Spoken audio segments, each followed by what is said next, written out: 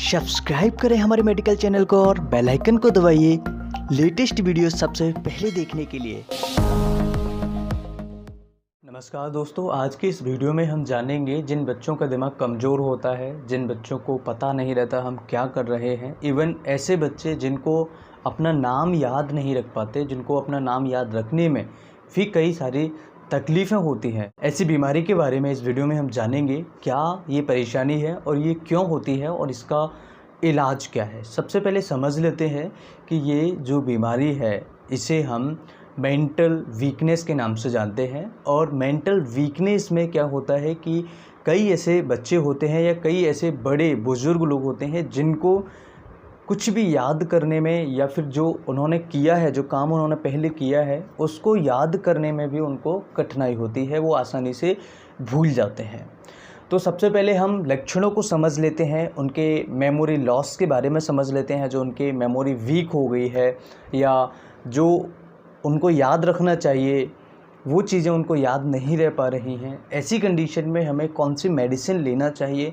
और एक बहुत ही अच्छी एक रेमेडीज़ के बारे में आपसे डिस्कस करूँगा, जो मेडिसिन काफ़ी हद तक यानी कि 99% इस बीमारी से मरीज़ जो जूझ रहे हैं उनको ठीक कर सकती है। तो सिम्टम्स पहले समझ लेते हैं। मेंटल हम पर्टिकुलर समझेंगे। मेंटल में ऐसे मरीज़ जो इस बीमारी से परेशान हैं, ऐसे मरीज़ों को कुछ भी याद रखने में बहुत ज़्यादा तकलीफ़ होती है, बहुत ज़्यादा परेशानी होती है। जो काम उन्होंने किया है उस काम को भी उनको नहीं पता होता है कि मैंने थोड़ी देर पहले क्या काम किया था या मुझे आगे थोड़ी देर बाद क्या काम करना है। इसके बाद ऐसे मरीज़ जिनको बहुत ज़्यादा मेंटली थकान रहती है, बहुत ज़्यादा थके हुए रहते हैं, कोई भी काम करने के बाद उनको बहुत ज़्यादा वीकनेस लगती है, उनका दिमाग ज़्यादा काम नहीं कर पाता, कन्फ्यूज़न टाइप का रहता है, ऐसे मरीज़ों का ये भी दूसरा सिम्टम्स होता है। बात करें तीसरे सिम्टम्स के बारे में, तो ऐसे मरीज़ अपना नाम याद रखने में भी उनको दिक्कत होती है, यानी कि उनको खुद अपना नाम ही नहीं पता होता है। अगर आप किसी को पूछेंगे, ऐसे बच्चे को या ऐसे व्यक्ति को कि आपका नाम क्या है, तो वो व्यक्ति अपना नाम नहीं बता पाएगा। ये तीसरा लक्षण होता है। चौथे लक्षण की तरफ चलते हैं। ऐसे व्यक्ति को अगर हम उसको कुछ बोलने के लिए बताएं या कुछ बोलने के लिए दें, तो ऐसे व्यक्ति प्रॉपर तरीके से सही से बोल भी नहीं पाते हैं और उनको बोलने में भी अखलाहट टाइप की परेशानियाँ आती हैं। उनका नर्वस सिस्टम जो होता है बहुत ज़्यादा वीक होता है। और कई ऐसे पेशेंट्स होते हैं जिनके कंजेनाइटल यानी कि कुछ ऐसे मरीज़ होते हैं जिनको शुरू से ही परेशानियां आती हैं या कोई बीमारी उनको शुरू से ही आए।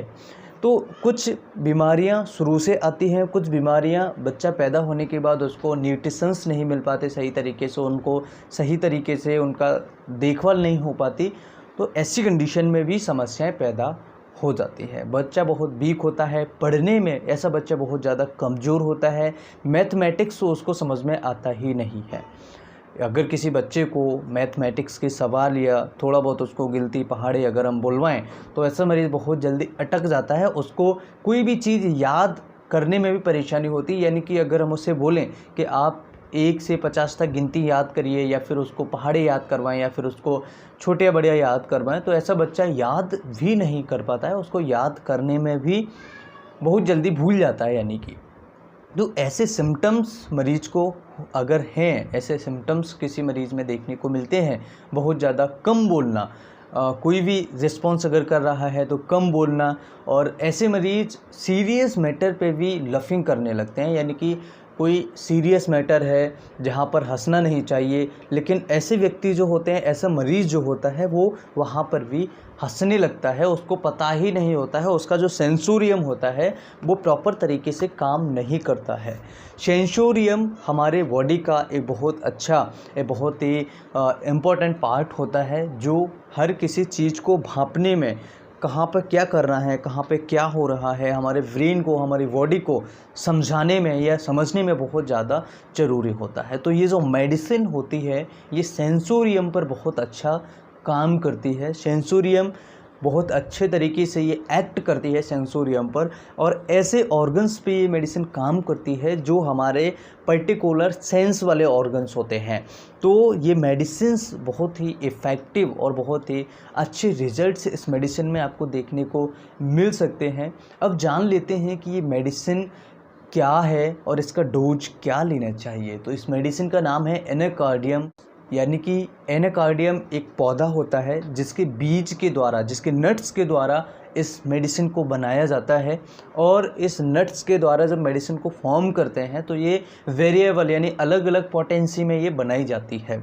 यहाँ पर आपको जो बच्चे 10 साल से नीचे की उम्र के हैं उनको 30 पोटेंसी में 2-2 ड्रॉप्स दिन में 2 बार हम दे सकते हैं, और जिनकी उम्र 10 साल से ज़्यादा है उनको हम 2-2 ड्रॉप्स 200 पोटेंसी की दिन में 3 बार दे सकते हैं।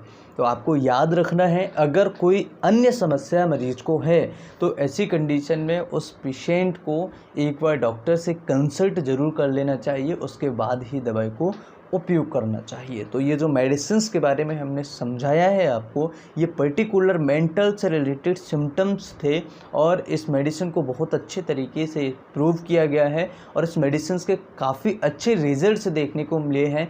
ये मेडिसिन्स अगर आप 1-2 महीने तक कंटिन्यूसली करते हैं तो आपके बच्चे को और ऐसे मरीजों को बहुत जल्दी रिलीफ मिलता है, और उनके अंदर उनका जो ब्रेन होता है, ब्रेन फैग से बचते हैं, और जो उनकी मेमोरी वीक होती है उससे बचते हैं, यानी इम्प्रूवमेंट उनमें होने लगते हैं। उम्मीद करते हैं वीडियो आप सभी के लिए बहुत ही इम्पोर्टेंट होगा। वीडियो अगर अच्छा लगे तो लाइक करें, शेयर करें, अपने दोस्तों के साथ शेयर करें और कमेंट करें। Bye bye, take care, thanks for watching.